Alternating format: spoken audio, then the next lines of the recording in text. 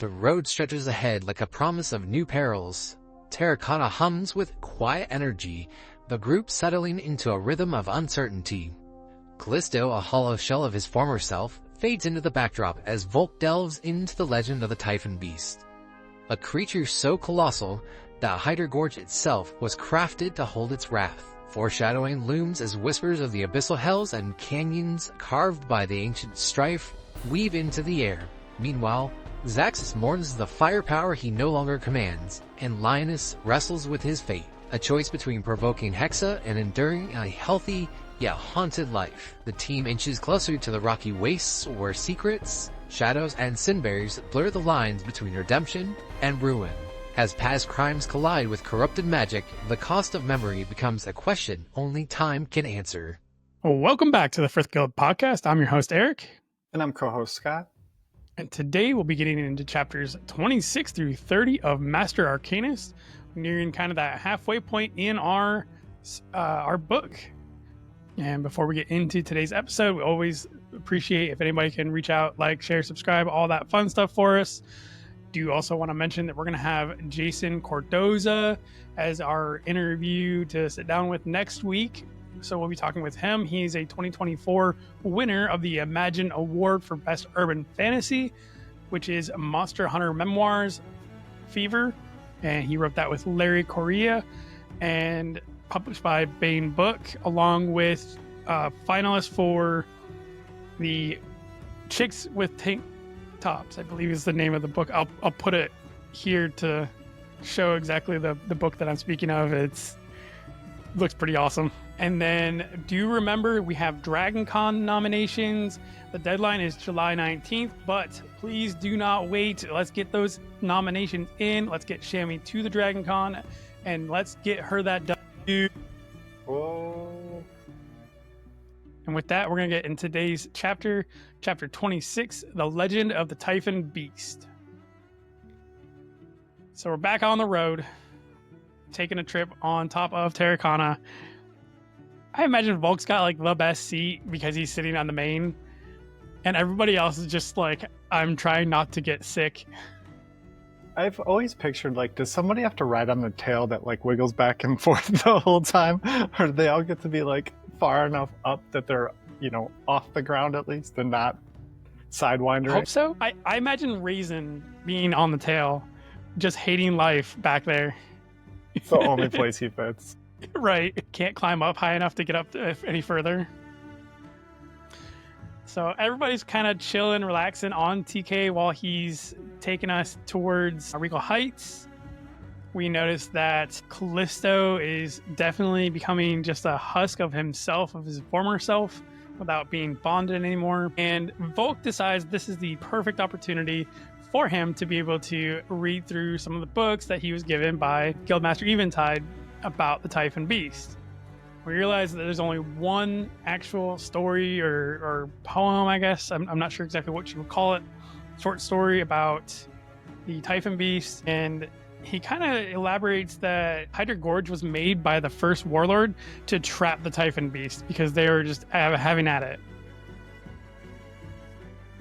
We're also guessing that this is basically how the Hydras have came to this area because there's only really like two places that Hydras exist. As we get to our camping place for the night, everybody's on their individual duties to get the camp up and running. Zaxis goes to start the fire and then kind of remembers he doesn't have the ability to do that anymore. It's so sad. Like, just disheartening. Poor Zaxis. He's probably feeling like, man, I can't do anything good anymore. I can just freeze stuff and that's it. Does anybody want to be cold at night? It is such a boon to either have a fire elemental type or an ice elemental type because either direction, you're either never going to be cold or you can cool yourself off if you're an ice. And then the same goes for fire. Either you're never going to be hot or you can warm yourself up. Like, I feel like either one of those is an amazing boon just because of that. It's like everyday applicable. Exactly. Like, I feel like the fire and ice are basic, but they're so utilitarian I know. Like, if I had lightning, it's awesome, but like, how can I use lightning every day? Like, I don't know what I would do with it, but fire, like, it's a day-to-day skill. Exactly. And like Zaxis used to be able to do, get the campfire going, but gotta leave that up to somebody else now. He needs his little starter log now. So we do get a little bit of foreshadowing into the Academy series. Not going to really go into that, but they do mention about how canyons were formed in the earth by the first Warlord Arcanist, and that there are canyons in the ocean as well, and that these canyons can be the entrance to the Abyssal Hells. This is kind of where the only time that Lynus kind of peeks up and is like, I'd like to go to the Abyssal Hells. Please send me there. And, kind of does what he wants to. And he starts goading Hexa into trying to, like, slip up and accidentally unalive him. And Zelfree's like, okay, stop. That's what he wants. Let's not do that. So Hexa finally gives him a retort of, if he continues to pick on or make fun of or anything toward Vethica, that she will make sure that he lives a very long and very healthy life if he doesn't stop it. It doesn't have the same ring to it. No, not at all. That brings us to chapter 27, Ryker Transformation. Volke is working with Ryker and Karna to practice his transformation. Moss is kind of like, you're being a wimp about it, so I'm just going to force you to do it. Merges into him. No idea that they could merge together up until now. They both transform into a Hydra, so now Ryker's an animal. Moss breaks apart into a bunch of bats and leaves Ryker, and everyone's just kind of standing there looking around like, what just happened? Like, so much stuff that we didn't even know was a power is now available. What in the Abyssal Hells? I know. And the first thing I could think of, I was like, Karna talked about how doppelgangers are the only ones who know what different humans taste food like. I was like, well, what does a strawberry taste like to a Hydra? Like, this is a whole new spectrum of food consumption. Shammy, we need to know exactly what different Hydras taste food as, okay? We need to know everything. And with that, it brings us to chapter 28, Zaxis Magic. This whole, like, Moss and Ryker thing and being able to merge, and it's not even like Luther was able to, like, just graft himself onto Volke as living armor. She's able to actually, like, go in him and kind of fleshcraft, if you would. For those that have read her Nexus series, gets the reference. And it kind of creeps me out really badly. He's just kind of like, I'm gonna take my muscle over here. I'm also so curious, like, endless possibilities. And Ryker, unfortunately, is too scared to try any of them. If he put it in his head, would he get, like, a bigger brain? It's definitely possible. Like, again, so many possibilities. Karna kind of is starting to make an interesting moves towards Ryker. She seems to be very interested in him. Is it because of Moss? Is it because she's a doppelganger and because of Moss and the fact that he can sort of be a doppelganger and mimic at the same time? Or do we think that it's something because he looks very similar to Volke and we know that she likes Volke?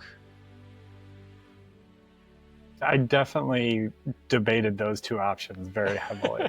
It's like, if Ryker wasn't Volke's brother, would you be as interested? I don't think Karna's going for a jealous play, but, like, awkward.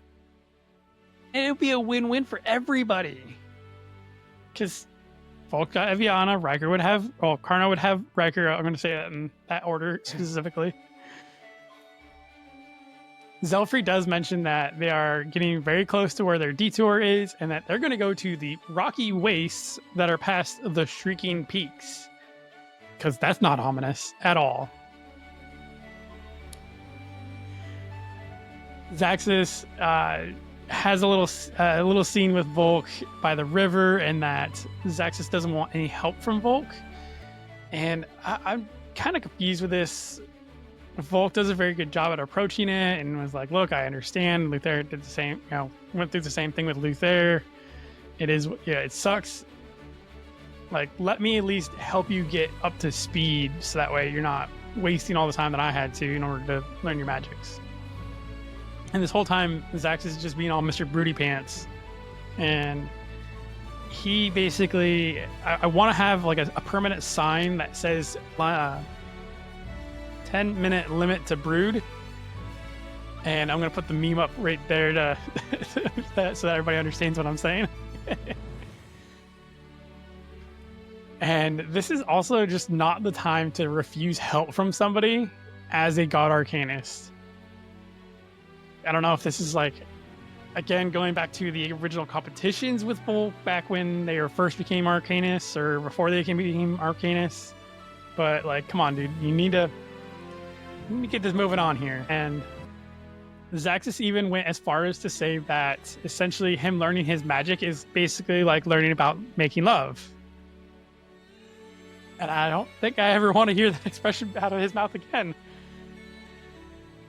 Yeah, there's some odd moments in this chapter.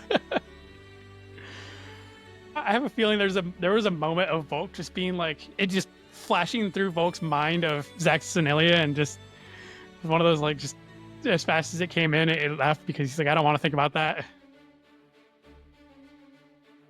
Now, we do get mentioned about the children of Battlestar and Luvi. I honestly would love to see more lore later on. I know Shammy has a lot going on, a lot of different books going on, a lot of major things happening in her life, especially with Dragon Con and everything else coming up.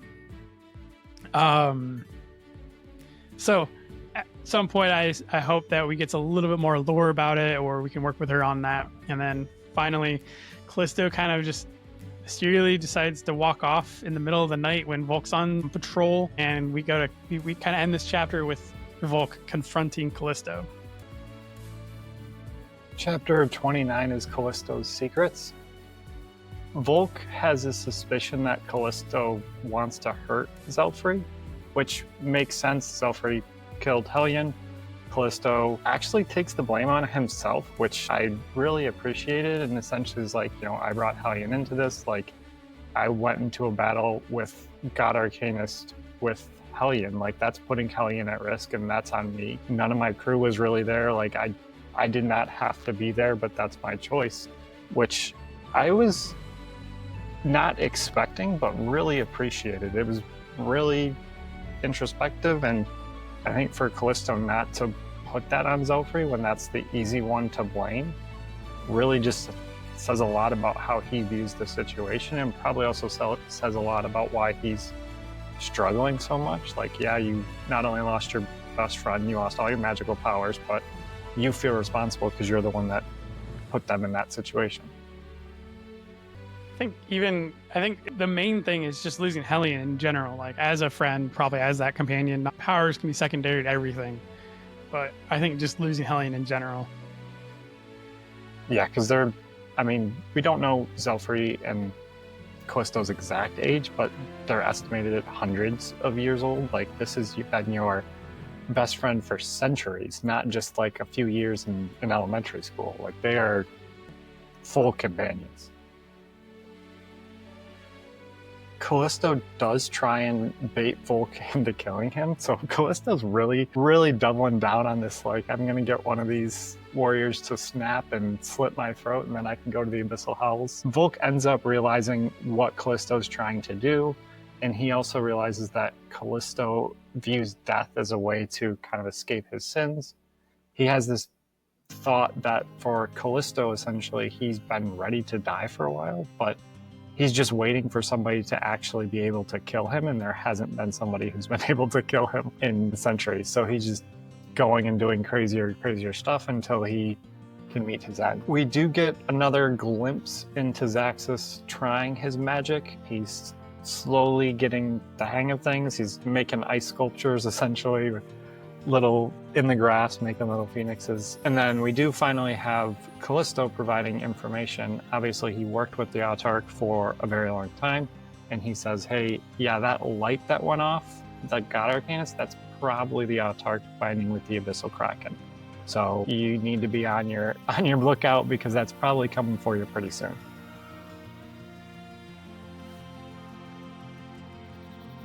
With that enters chapter 30, Zelfree's Detour. We are continuing our ride on Karna. We have the wind blowing through our hair. I feel like Volke could probably, if you put just a touch of pomade in it before he got on TK and they started rolling, he'd be looking like Freakazoid with his hair like slick, like straight back because of how fast he's going. And then they get into the rocky wastes. I feel very much so the rocky waste having the graveyard / like shadow temple under the well vibe of Ocarina of Time, and then the amber dunes having the very much like Gerudo Desert spirit temple vibe to it, where like it's still hot and sucks, but there's one that's a hell of a lot creepier than the other. And rocky waste definitely hands down wins the creepy level. Now, we are told that we are looking for a collection of rocks with a bush that's growing on top of it, and we're just kind of like, okay, That kind feels of an like odd it's thing. everywhere. It's kind of vague here, but okay. We know that we're getting close because we're getting to the Shrieking Peaks as we hear somebody screaming off in the distance. And for those that were wondering why it was called the Shrieking Peaks, it's because there's a rock with a hole in the middle of it that, as the wind blows through, causes this shrieking sound to come out of it. And honest to God, like, I would be freaked out because I would be panicking trying to find these people that isn't or aren't there and would not be able to comprehend the fact that it's this rock. I really hope that this is like not a natural phenomenon, and it's just like some golem arcanist who's like, this is going to be funny for centuries. This place is going to be haunted from now on. Oh my god, that'd be all shit. Kudos to them if that's the case. In my mind, that's what happened. This was a prank. This was not a natural phenomenon. That shall be my headcanon from now on too. So as we get to these boulders that have this bush on top of it, Zelfree informs us that these are what's called sinberries, and that they are made from corrupted magic. Karna and Bjorn are very much so like, we don't want nothing to do with this. This is corrupted magic. You know, we need to be very, very careful. And Volke kind of pops up on the rock with Zelfree to collect as many of these sinberries as possible. Zelfree does warn not to touch it with his hands. We don't want anything happening that shouldn't. So as they're picking these, Volke finally is like, hey, what's going on with these? Why did we come all the way out here to get these sinberries? And Zelfree explains that he wants to use these on Lynus to help forget what he did as a dread pirate, because these sinberries causes people to lose their memories. Now, this went into a very philosophical debate of, well, does it wear off? Does he have to get given it every day? How does it work? Zelfree kind of seems like he's going to experiment to try to figure out what exactly needs to happen in order for it to be kind of a permanent solution. But what would you think? What is your thoughts? If Lynus cannot remember being a dread pirate because Zelfree is feeding him these sinberries, would that absolve him from his crimes?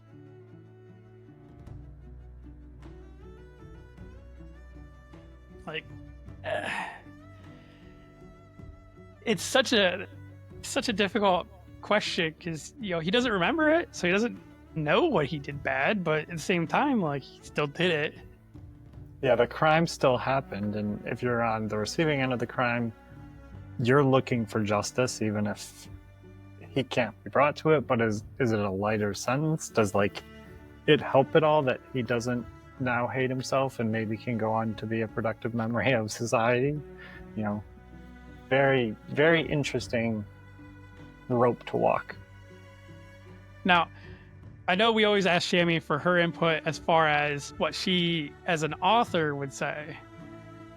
But let's ask Juris Doctorate Shammy. What would this play out if this were America, they were in America, all that good stuff? How would that play out here in society? Would he be absolved of his crimes? Would they just basically like, we can't really do anything? Shammy, we would love to know. So, if you could let us know. with that ends our 5 chapters for this week. Don't believe we had any new mystical creatures to go over in our bestiary. They had one mentioned, and the name is slipping my mind. It's basically a giant golden snake that lives under the ground that kind of pops up and nom-noms on you when you get too close. But fortunately, there's really nothing else other than that. That is the only description of it. So next week we will be doing our interview with Jason Cordoza. And again, we'll be going over some of his works. He does a lot of urban fantasy, sci-fi. I'm not sure how the whole sci-fi genre works, if it's a sci-fi opera. We're going to have to learn about the sci-fi genre a little bit more from him next week. So if you're curious yourself, please make sure you're tuning in next week for our interview with him. And again, I want to remind everybody about nominating Shammy and making sure you get those nominations in. Go vote. Go vote. And with that, Scott, did you have anything else you'd like to add this week? No, just supporting our favorite author out here, you know? Heck yeah. All right, we'll catch you guys next week then.